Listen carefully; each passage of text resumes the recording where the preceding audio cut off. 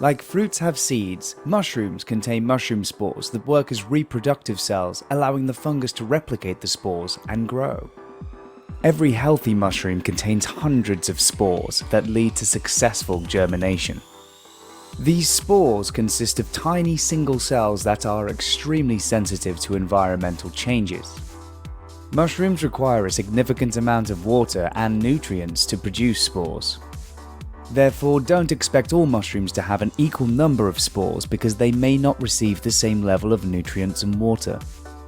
What are the functions of mushroom spores? You usually eat the stem and cap of a mushroom. These two parts are a mushroom's fruiting body. The purpose of these parts is to develop microscopic cells. These cells can further produce similar mushrooms in the presence of water and appropriate nutrients. Does that mean you are eating away the reproducing parts of mushrooms? The answer is both yes and no. For example, when you eat mushrooms, you practically eat the parts responsible for reproducing. However, it doesn't mean you are stopping their growth. Mushroom spores eject from the caps long before you pluck them. They eject naturally and the spores flow in the air and fall on rocks, streams, or fertile land. The ones that fall on the fertile ground grow shoots and soon materialize into small mushrooms. Therefore, you don't interrupt their reproduction cycle while picking out mushrooms to eat. How to use mushroom spores? Thousands of laboratories grow mushrooms in enclosed chambers so that they grow quickly. This process eliminates the number of wasted mushroom spores that flow into streams and rocks. The multi-spore syringe technique is one of the most common methods of growing mushrooms artificially. This method involves mixing mushroom spores with water in a syringe. Here's how you need to carry out the entire process. 1.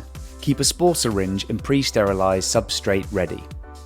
Usually, pre-sterilized substrates contain a patch of rye grains that allow the spores to germinate better.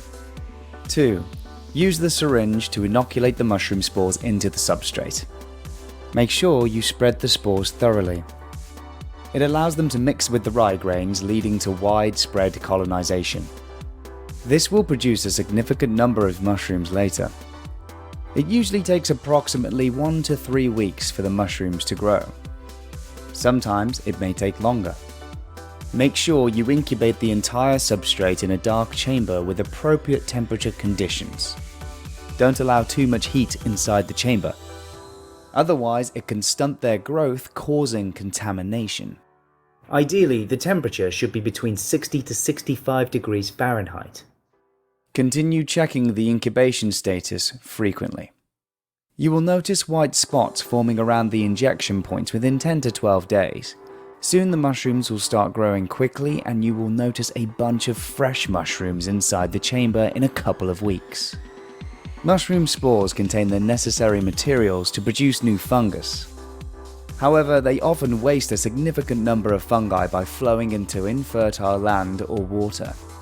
Therefore, growing them in a controlled environment not only improves their growth rate but also ensures that you produce high-quality mushrooms in every batch.